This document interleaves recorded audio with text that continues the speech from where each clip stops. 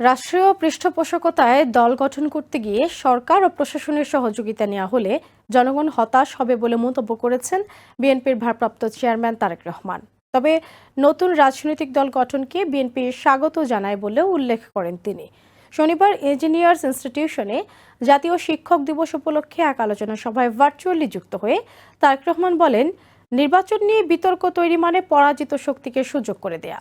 এদিকে বিএনপির সিনিয়র যুগ্ম মহাসচিব রুহুল কবির রিজভী জানান, ১/১১ ভয় দেখিয়ে সমর্থন নিতে চায় অন্তর্বর্তী সরকার।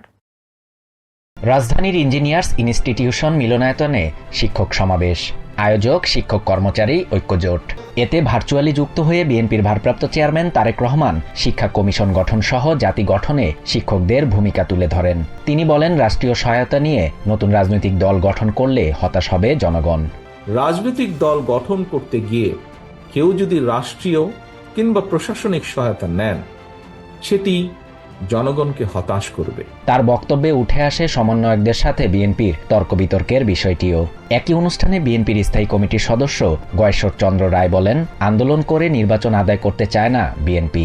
এদিকে আরাফাত রহমান কোকোর মৃত্যুবার্ষিকী উপলক্ষে ঢাকা মহানগর দক্ষিণ বিএনপি আয়োজিত মিলাদ ও দোয়া মাহফিলে অংশ নিয়ে বিএনপির সিনিয়র যুগ্ম মহাসচিব রুহুল কবির রিজভী জানান, ১/১১ ভয় দেখিয়ে সমর্থন নিতে চায় অন্তর্বর্তী সরকার। একই দিন রাজধানীতে ভিন্ন দুটি অনুষ্ঠানে শান্তিপূর্ণ নির্বাচনের মাধ্যমে ক্ষমতা হস্তান্তরের কথা বলেন বিএনপির নেতারা।